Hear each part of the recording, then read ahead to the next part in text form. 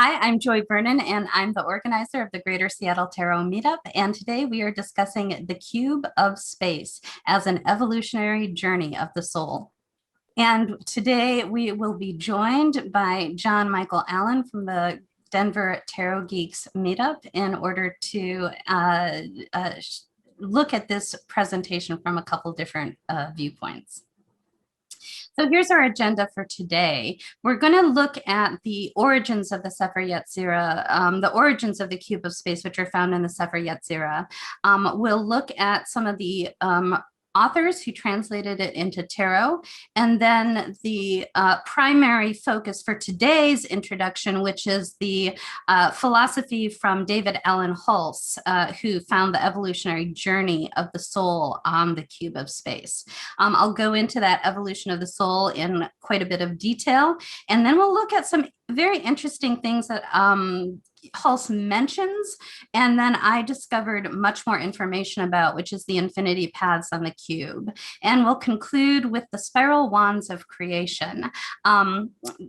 So that said, let's go ahead and proceed. Starting with the origins from the Sepher Yetzirah, I'm going to hand it over to John. It's a good thing because when I was reviewing the material, I almost misread the heading as the origins of the Sepher Yetzirah, which is almost impossible to talk about conclusively because no one really knows exactly when or how it originated. It is the oldest known qabalistic text. It predates the Torah and the Zohar, and it translates loosely to the Book of Formation, and it describes nothing less than the creation of everything. A bit of a tall order there, but it also describes it in terms of not just universally, but also in a personal sense, how one can apply these types of Kabbalistic ideas to your personal experience. And as I said, the origins are almost impossible to trace. We have just scant historical references dating back maybe to the 5th century saying of where it possibly could have originated from. A lot of people, or at least some really hardcore people, maintain that it was authored by Abraham himself, which, yeah, well, you can take or leave that as you wish. And to make things a little more complicated, there are several different versions of Sepher Yetzirah that have been translated and retranslated. The version that we're going to be focusing on with this one is generally known as the short version. There's a long version, there's the versions translated by Gra and whatnot, but this is the one that most of the Kabbalistic and esoteric circles have used as a guide. From the descriptions in Sepher Yetzirah, we do get a few models of this creative process, and one of which is probably one you all know is the Tree of Life, and how the letters assigned to the paths, and then the cards are mapped out on the tree. The cube of space is another one of those models. In this case, it's a 3-dimensional one. And rather than listening to me prattle on about it, I prepared a little movie that we can watch to really just kind of in a nutshell describes the whole process as Sepher Yetzirah describes it. Okay, the cube of space. It begins with the mother letters indicating the 3 dimensions of Cartesian space, beginning with the emergence of the letter Aleph, which symbolizes the element of air. Out of air comes the element of water, symbolized by the letter Mem. And out of Mem comes the element fire, represented by the letter Shin. Together, they form a balancing act of the pan of liability is Shin, Mem as the pan of merit, and Aleph as the tongue of decree that decides between them. An arrangement that's not too dissimilar from the yin, yang, and Tao in Taoism. Out of these elements, we have a parallel of the father letters, which constitutes the name of God. We have also, for the element of fire, the letter Yod. For the element of water, the letter He. And in the element of air, the letter Vav. Out of all of these, we have 6 permutations that steal the directions of the cube. We begin with the vertical axis, symbolized by the letter Aleph. The first permutation seals the above. Facing upwards, seal the above with Yod, He, Vav. The next permutation seals the below face with Yod, Vav, He.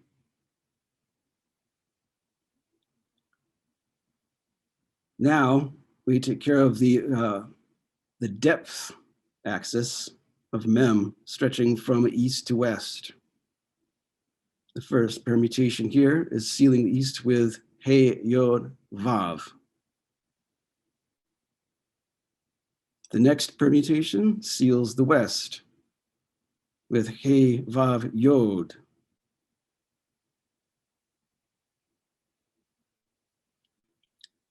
And next we have the axis of width by Shin. And so the next permutation here seals the south with Vav, Yod, He.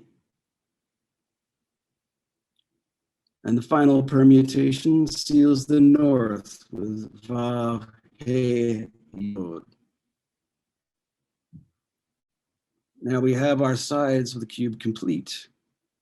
And now the sides are assigned to the double letters of the alphabet, or the alphabet as it might be. Each letter has 2 pronunciations and 2 attributes. The bet is assigned to the above of the attributes of life and death. Gimel, the attribute of peace and war, is assigned to the below face. Dalet, qualities of wisdom and folly, is assigned to the east. Kaf, the quality of riches and poverty, assigned to the west. Pei, grace and indignation, assigned to the north. Resh, the dual qualities of fertility and barrenness, assigned to the south face. And Tav, the powers of servitude, power and servitude, assigned to the center of the cube. Next, we have the remaining simple letters assigned to the edges of the cube, the corners that denote the boundaries of each of the faces as they intersect. Each quality is a faculty of human capacity. He, assigned a sight to the northeast. Vav, the quality of hearing, to the southeast. Zayin, the capacity to smell, to the east above. Chet, the quality of speech, to east below. Tet, the quality of taste, to north above. Yod, the faculty of sexual love, to north below. Lamed, the faculty to have action, to the northwest. Noon, and the quality of motion, to the east.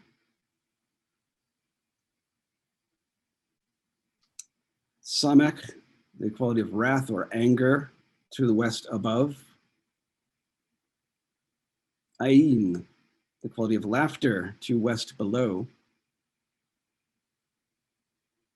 Sadi, the quality of imagination, to the south above. And finally, the letter Kof, indicating the power of sleep, to the south below.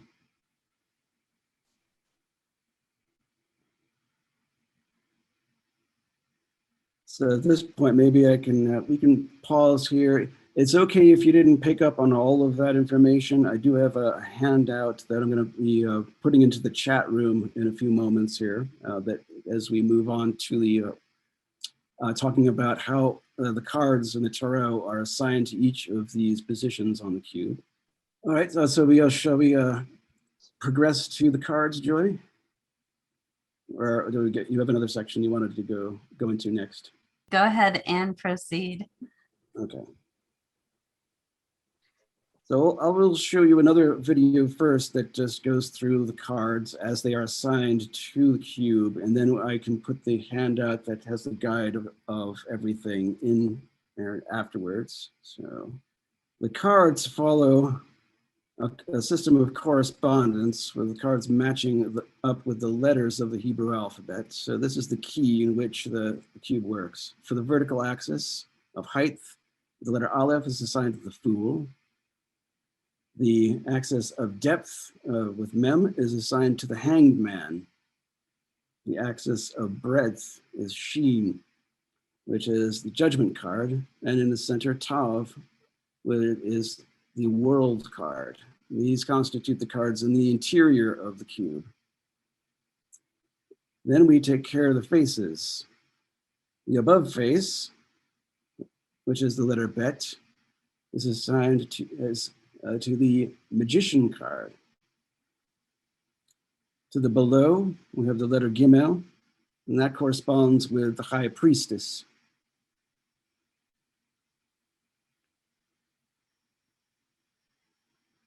Now, as we move to the other faces, we will go here first to the south with the letter Resh. This corresponds with the Sun card. The east face with the letter Dalet corresponds to the Empress.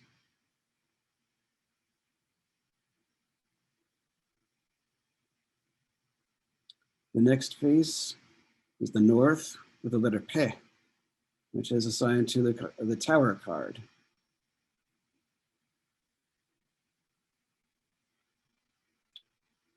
And the west face, assigned to the letter Kaf, is the Wheel of Fortune.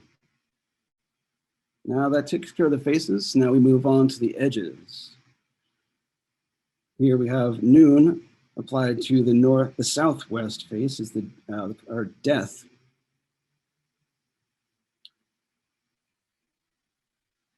Next we have the letter Vav on the northeast corner, which is assigned to the Hierophant.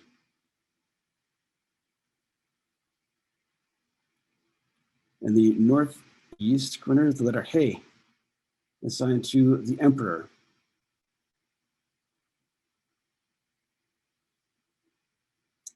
And Lamed takes the northwest corner and assigns it to the card of Justice. On the above face, the corners are such. Samech is the west above for the card of Temperance.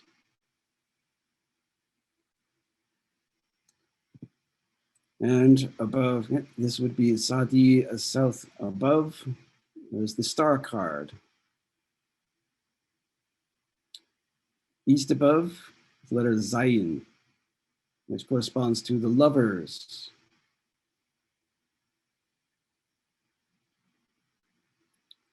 And north above, which is the letter Tet, with the Strength card. And on the below edges, we have for north below, the letter Yod assigned to the Hermit.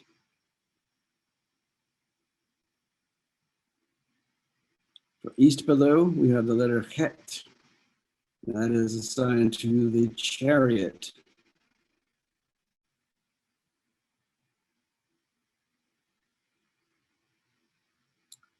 South below, the letter Kof. That corresponds with the Moon card. And finally, we have west below, the letter Ayin, associated with the Devil. Thus, we have our completed three-dimensional network of the Major Arcana. Awesome. Thank you, John. Do you have anything else, John, that you want to share before I pick it back up again? I think probably only to say too, I think there's one thing that kind of slipped my mind when I was talking about Sepher Yetzirah and how it's been translated. And for the most part, people have looked at it as a story or like a bit of something that tells the tale of creation, or the universe as it was created by God. However, I think Arya Kaplan, who has written a very extensive commentary on Sepher Yetzirah, has maintained that in his translation, a lot of the verbs were translated in the imperative, which means it's basically instructions. So that appeals to the magical component of Kabbalism, in which this is actually, what is being described here is basically a grimoire. It's a book of spells. And the power of those spells hinges on the use of the word and vibration, which is the whole of the alphabet, which we've just gone through, and how all of these sounds contribute to the creation and to magical work. So it can be used in a very, very practical, magical sense. That was awesome, John. Thank you so much. Does anybody have any questions for John? Okay, great. I'm going to go ahead and move on to my next section. So I want to reiterate a little bit of what John just said, or maybe expand on a little bit of what he just mentioned. The attributions of the letters to the faces and edges of the cube are found in the different versions of the Sepher Yetzirah, but they're found in the order that we're using. They're found in the short version. There's the short version, the long version, the Ari Gra version, and the Sadya version. And these are found in the short version. And it's very likely that Paul Foster Case was working with a translation. The Sepher Yetzirah is ancient, but there are quite a number of translations, and it wasn't translated into English until the late 1800s. And here's a translation by Knut Stenring, who is a Swedish Hebraist. Knut Stenring translated it into English in 1923. And not only did he translate the Sepher Yetzirah into English and provide commentary on it, but he also formulated correspondences between the Hebrew letters and the tarot cards. Now, Arthur Edward Waite, who we all know and love from the Rider-Waite-Smith tarot deck, and that in this Knut Stenring translation was published by Rider and Son Publishing. Waite says that the attributions that Stenring came up with are worth a look. Of course, the primary attributions that we use came from Eliphas Levi in 1850. That's the French school, and then they were updated and modified by the Golden Dawn in late 1800s, early 1900s, probably in the late 1800s, and that's the system that we primarily use. Interestingly, Stenring made one change where he swapped the death card and the justice card. He swapped the south, west, and northwest positions, and that's what Paul Foster Case followed. It is highly likely the Sepher Yetzirah is fascinating and outlines 10 dimensions of space. But it doesn't quite put the mother letters into the center. That's probably an innovation from Paul Foster Case. So then comes along David Allen Hulse, who studied extensively from Paul Foster Case's materials, and also is an esotericist in his own right. And after decades of working with this on and off, he finally discovered the way to move through the cube and the resulting story of spiritual evolution. He realized that each face of the cube, and the faces are the double letters, which are the 7 planets. He realized that each face of the cube is a degree or grade of spiritual development. Furthermore, the edges of each face are the tasks that the seeker must accomplish to complete the initiation and advance to the next level. So the path around the cube follows the order of the 7 traditional planets from slowest to fastest, which is the Chaldean order. Not only does the sequence logically start and conclude with the world card, which is Saturn, but it also outlines an infinity sign. So the cycle of evolution begins and ends with the world. The wreath around the dancer is shaped like the number 0, which is the Fool, which would be the beginning. As a circle, and for other esoteric reasons that I don't want to get into right now, it represents the wheel. The figure 8 red ribbons at the top and bottom of the wreath are the lemniscate infinity signs, indicating both the repeated cycles of birth and rebirth, as well as the ultimate ascension to the infinite. And so one of the things that David Allen Hulse realized early on as he began studying this is that if you follow the order of the planets, starting with Saturn in the center and going in the Chaldean order, which is slowest to fastest. So faster than Saturn is Jupiter, which would bring us to the front, which is the wheel, via this path of the hanged man, then coming around to the north, which is Mars, and then following this path of judgment through the center from north to south. And then we've got the sun and going around to the east. I am not, John, as you can tell, is a professional graphic artist and designer, and I am not. So my illustrations are rudimentary, but hopefully we'll get the point across. This actually goes around back here to the east side and then follows that path around. But again, if you follow those faces and then add these inner dimensions, you get an infinity sign. And so this is a path of infinity that we are walking, and part of the very symbolism of the path of evolution. So, and that's what he concluded. David Allen Hulse concluded that this process was an evolution for the soul. So the soul proceeds through 7 grades of initiation.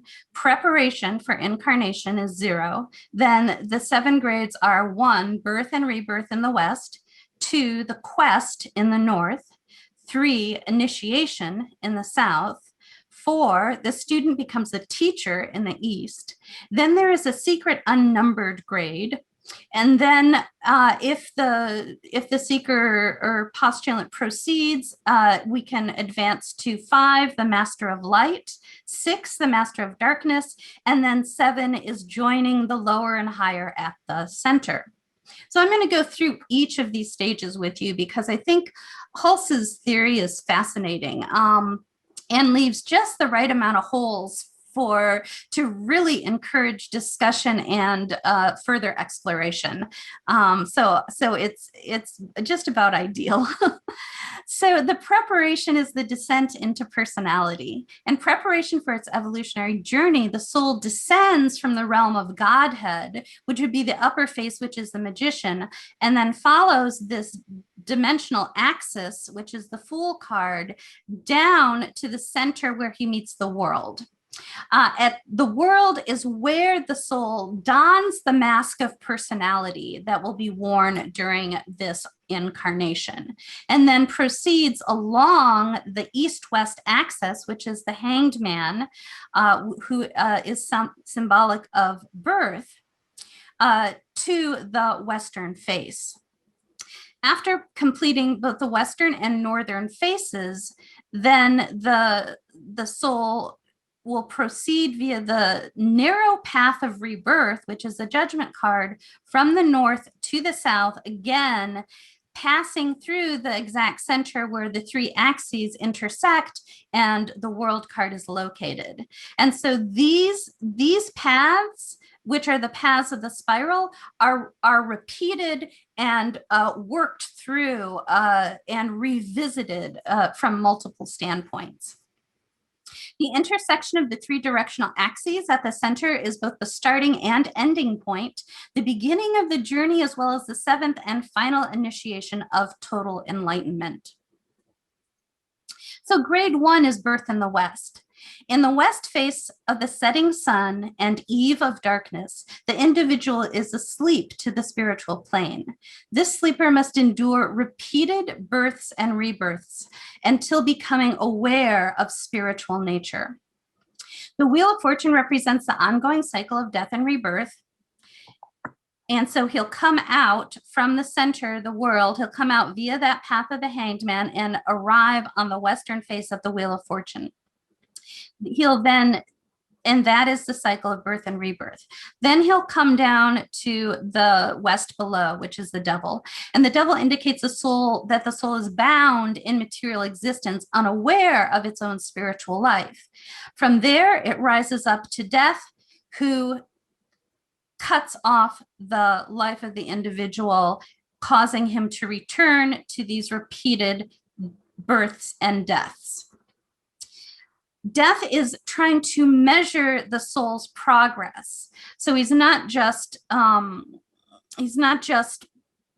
preventing the soul from advancing, he's evaluating. Ultimately, the main evaluator is justice, but the death holds a little bit of that capacity too.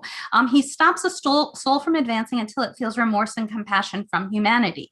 After many, and most people only stay on this small corner of this one face of the entire cube.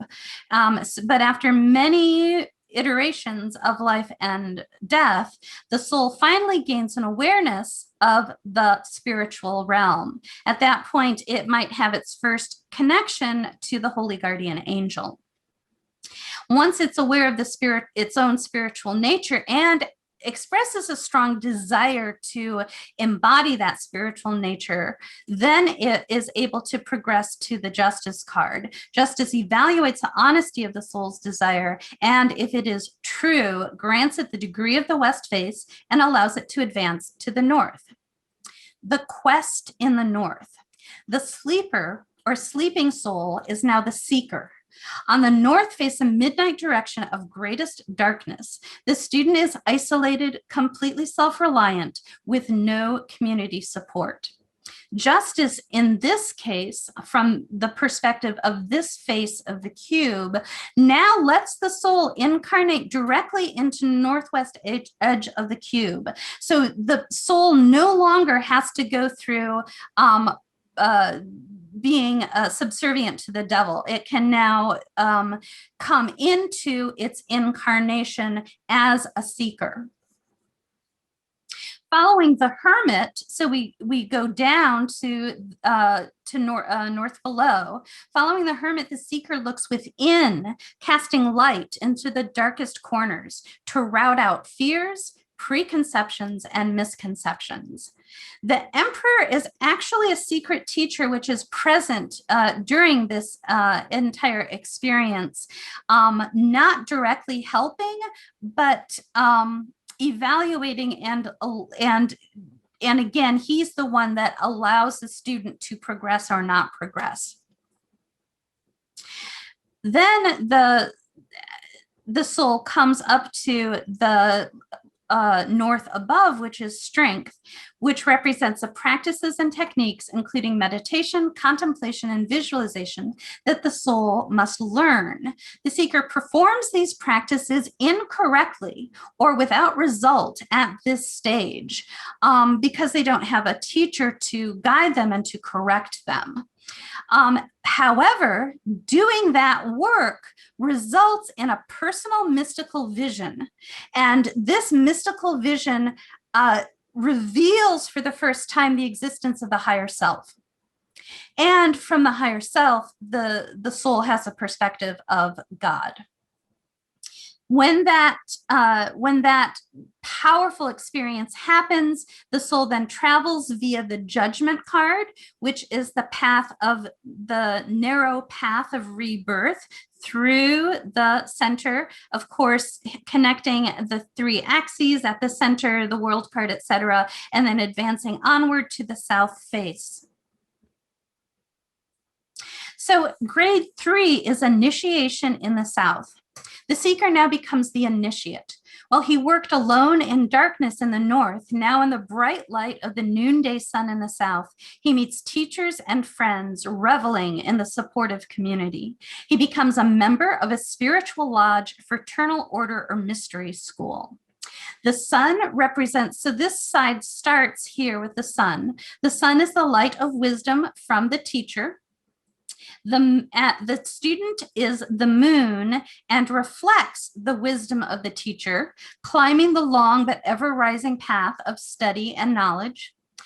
From the perspective of the south face, the death card is no longer about forgetfulness and the ending of the life, but instead it opens the memory of past lives and the knowledge that was gained there. So having past life memories, remembering things that you technically weren't taught yet in this lifetime, that happens here on the southwest corner of the south face. Then we advance up to the star. When the initiate experiences the star, which is the light that inspires the teacher, then the initiate finds the divine within. At that point, he is able to work directly with a single teacher.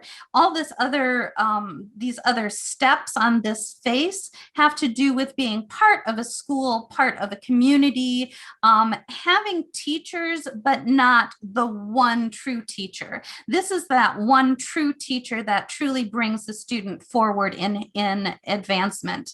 So when the initiate the initiate is admitted into the Hierophant's inner circle of the secret tradition, where he learns directly from the teacher's mouth the wisdom that he will need as he becomes a teacher himself. And then we have the grade 4, the teacher in the east. No longer an acolyte to the Hierophant, the initiate now becomes the teacher. The chariot's wheels, so we start this side here with the Hierophant and descend down to the chariot.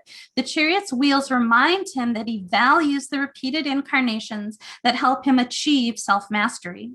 At this time, the teacher formulates his own doctrines and teachings, expressed and documented in words. And this is important because we'll come back to teachings that are without words later on. So he formulates his own doctrines and teachings expressed and documented in words, such as recordings or writings. As the emperor, he now will take on the task of watching over the seekers in the north. And he must be strict in his tests and stern in evaluating the student's progress. Eventually, as symbolized by the lovers, the teacher must make a choice between the path of the saint or the ascent to Godhead. If he chooses the path of the saint, he descends and is reborn through the womb door of the empress, then via the route of the hanged man from this eastern side back to the western side and is reborn. If he chooses not to be reborn, then he ascends via the lovers to the realm of Godhead. And when the evolution proceeds in this manner, the empress is then experienced as divine love. So then we have the secret grade of the saint or messenger. And if the postulant chooses to be reborn and to forego the knowledge of the height and depth of the cube, which are considered to be possibly imbalancing energies, if not navigated very carefully, then he is reborn again via the center, coming out on the western face at the wheel. This time, of course, he has chosen this path. It's not just part of a unending cycle. It is a choice. And this is the role of the bodhisattva, if you've come across that term, the enlightened being who chooses to return to help others attain enlightenment. He helps those laboring under the unfair yoke of the devil to experience compassion and see the hidden spiritual life in order that they might advance. On this path, the devil holds no sway over him. The saint chooses death on his own terms, usually forecasting the time of his death or leaving his body after delivering his most profound teaching. At that point, he immediately advances to the grade 7, which is the center of the cube, as an ascended master. As a disincarnate teacher, his spirit is available on the inner planes to all who seek his wisdom. I think I left out that during this lifetime, the soul enters in at the level of temperance. And you'll see in these saints that even from early childhood, they exhibit a divinity, which is highly unusual. And that's someone who's come in at that level through their own choosing and entered in at that level of temperance. So the other path is to ascend to Godhead, which is grade 5, the Master of Light. The grade Master of Light grants the height of all spiritual knowledge. In previous grades, the student walked step by step through the lessons of the edges of the face. Now, here above the vertical sides, the 4 lessons of the Lover's Star, Temperance, and Strength are all realized simultaneously. The Lovers teaches sacred sexuality. The Star endows permanent heightened awareness as well as the knowledge of astrology. Temperance allows for continual communication with the spirit planes. And Strength embodies the master with a charismatic personality combined with a compassion for all sentient life that will draw students to the path of initiation. Achieving the level of the magician, the master, through a perfectly focused mind, united with a clear will, has the power to change the world. One of the things that I noticed as I was, most of these notes that I'm giving you right now are almost all paraphrased from Hulse. There's a few small notes of my own edition where I understood something I thought a little more clearly and tried to add that nuance in. I do think that for whatever reason, Hulse's interpretations of the Master of Light and Master of Darkness, the above and below, seemed a little weak, whether it was because they were too complex to explain in words, or because he didn't have a good example to base his examples on. I'm not sure. Certainly, lots of people have a very powerful understanding of astrology without being a master of light. So I think the other thing that I think here is that a lot of these qualities that are at the height and the depth have to do with learning above and beyond anything that can be taught.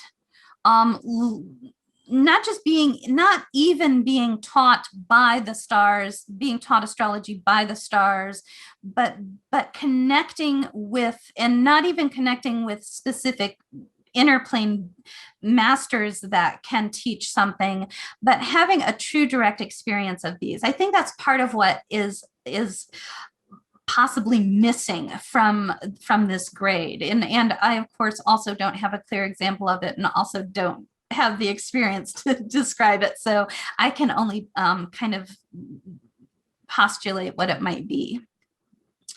So grade 6 is a master of darkness. Descending the path of the fool, the adept joins above and below, uniting the higher and lower selves. So now he ascends from the top of the cube via the vertical axis of the fool, arriving at the high priestess at the bottom face of the cube. The silence of the high priestess allows the master of darkness to intuit the true nature of God, which begins where human knowledge ends. And that is a direct quote from Hulse. Overcoming the devil, the master now settles all karmic obligations. The moon opens the essence of lunar magic to the master. Natural magic, knowledge of how to work in harmony with the lunar cycles, and angelic language are all realized. The charioteer teaches the master of darkness divination, number systems, and sacred alphabets. The chariot, which is number 7, allows the 7 chakras to be fully opened and balanced, allowing the chariot of light to transport the soul throughout the universe during meditation. And that's a reference to the Merkaba, if you're familiar with that from the vision of Ezekiel. And then the hermit illuminates the hidden side of God, the revelation of secret wisdom. Grade 7 is uniting higher and lower. The 7th initiation at the center is the experience of total enlightenment. This intersection of the 3 axes is the inner sanctuary of the temple, where the higher self comes face to face with God. The soul will no longer experience reincarnation. The fool now grants the master cosmic consciousness. The hanged man no longer provides the experience of repeated cycles of birth and death. Instead, at this time, the hanged man indicates the completion of the great work. The spiritual rebirth of judgment is now complete. And the world ultimately provides the reconciliation of above with below, resulting in the permanent union of the higher and lower selves. So the personality becomes completely expressed via the higher self, which is the more spiritual expression of the self. The fool, air, hanged man, water, and judgment, fire, combine into the element earth, which is one of the correspondences for the world card. It is both Saturn and Earth. And together, that intersection of the axes represents the temple, which is beyond space and time. So as I mentioned earlier, Hulse came up with this recognition of the infinity path of evolution. He saw that when we start in the center, the world, and then proceed to the west, north, south, east, and then back to the west, we are tracing a lemniscate or an infinity sign. What I noticed as I continued to study, to work with the material and study it, I realized that there were additional lemniscates on the cube. There is a lemniscate outlining the sleeper-seeker path, and it starts from the center, so we could spiral it kind of like a Newgrange type of spiral with only 2 arms. So it comes here, goes down to the devil, death, up to temperance, over to justice, down to the hermit, emperor, strength, and spirals into the tower, which then will be connected via the path of judgment to the south side. But this is a infinity itself. Likewise, on the southeast, there is another infinity path coming from the north via the judgment card to the south at the sun. We come out here, spiral down to the moon, death, star, hierophant, chariot, emperor, lovers, and then return, ending in the empress here. And again, this forms a lemniscate itself. Well, what do we know about the double lemniscate? The figure 8 ribbons at the top and bottom of the world card are 2 lemniscates. And so now we see that the world in the very center of the cube is really bounded by the lemniscate of the west-north experience and the contrasting lemniscate of the southeast experience. But that's not all. There's also an inward and outward double spiral. And so in this case, from the top face and the bottom face, we start with the Lover's card, go to the Star, Temperance, Strength, and the Magician, descend via the Fool, and coming out at the bottom at the High Priestess. And we spiral to the Moon, the Chariot, the Hermit, and the Devil. And keep in mind that the face of the bottom face, in alignment with this symbolism of the High Priestess or the Moon as being kind of a mirror. If you look into the cube down at the bottom face, it is you'll see it's almost like a different order than if you lift the cube up and look at the face. So these cards can be in a different order depending on what perspective you have on the face. But for this perspective, we've got this double spiral that spirals here into the center, comes out at the center, and then spirals outward. So come outward, in, down, and then outward again. Well, where do we have that? In the World card, the spiral wands of the world. And this is from the Paul Foster Case BOTA version of the World card. She holds those spiral wands in each hand. So we see how that spiral fits onto the cube. Well, what do I find in my email this morning? But the spiral wand in space. The headline was, astronomers spot the largest rotation in the universe. Astronomers were looking at the universe and this is from earthsky.org. I subscribe to their newsletter, and this I think I don't know if it came out this morning or yesterday, but I just saw it this morning. Astronomers were looking at the universe on the grandest scale, in which there are great filaments made of galaxies separated by giant voids. And they found that these long, thin cylinders of galaxies and matter, forming the vast cosmic filaments of the cosmic web, rotate on the scale of hundreds of millions of light years. The origin, they believe, comes with the Big Bang, and that probably got these things spinning.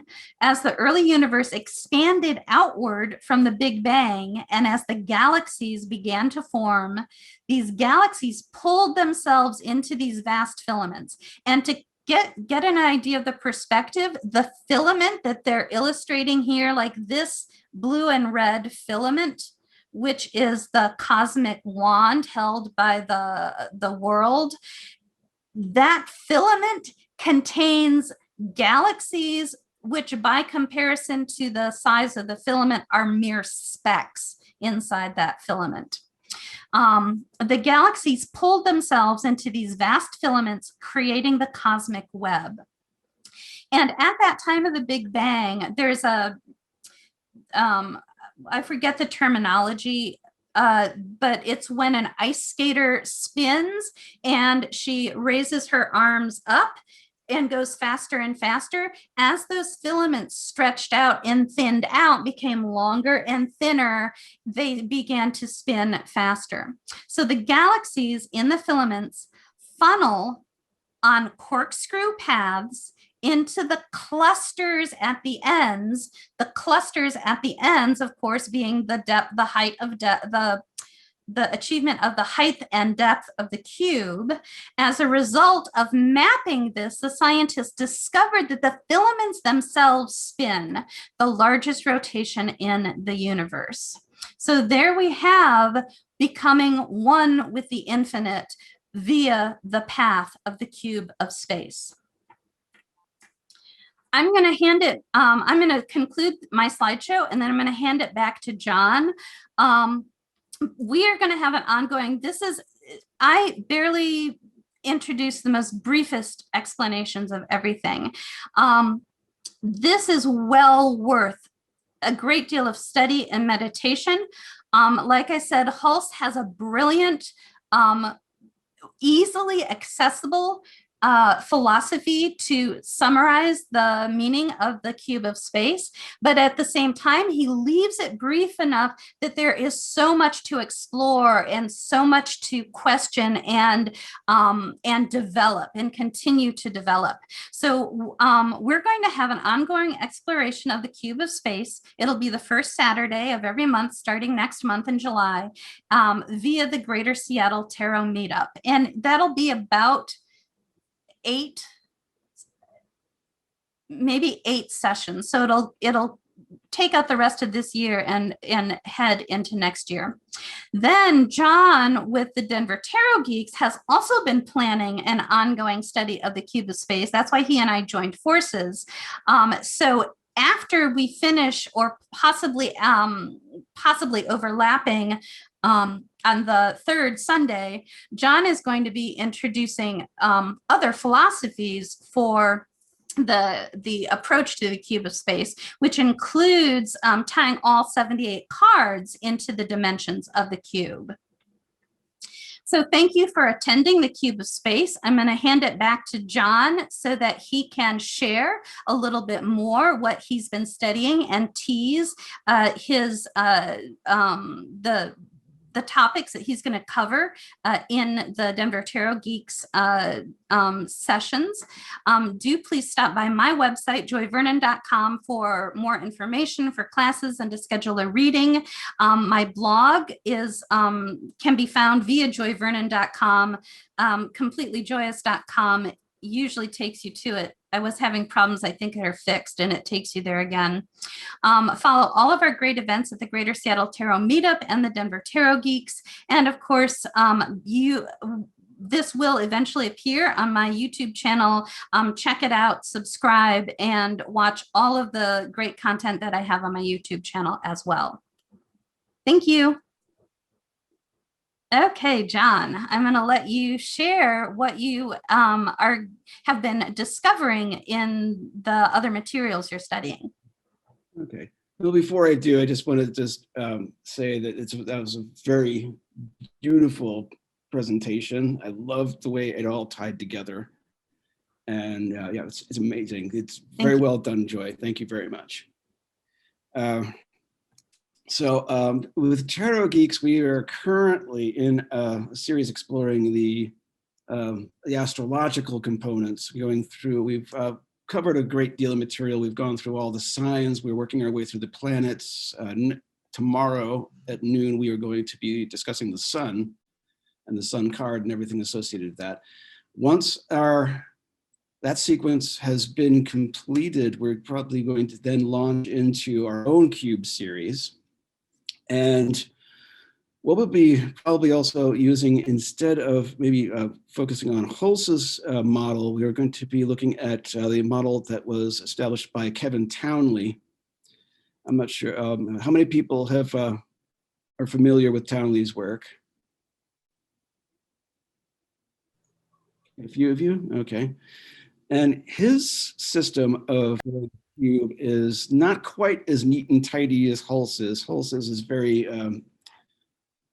pragmatic. It's very easy to follow, and it has a very logical sequence about it. But Townley's is much more complex. Rather than starting at the center of the cube and moving to the west first, he begins at the above face. He does the progress of evolution that he describes is more working with the edges of the cubes rather than the faces. That's another key difference. And he also establishes a system of currents along the edges of the cube, which not necessarily well synchronized, but there are, and in that case, you do have to follow the currents along and then visit each path in turn, completing the entire circuit around the cube prior to entering the center. So the goal is the same. It's just a different path up the mountain, so to speak. So, and as Joy mentioned, Townley's system also incorporates all 78 of the cards. It doesn't just focus on the major arcana, but he also maps out all the minor cards, the small cards, and the court cards, throughout the entire cubic system. So that offers another perspective on working with the cube of space. And I'm looking forward to that. So that will probably start within maybe 4 or 5 months. Awesome. Thank you, John.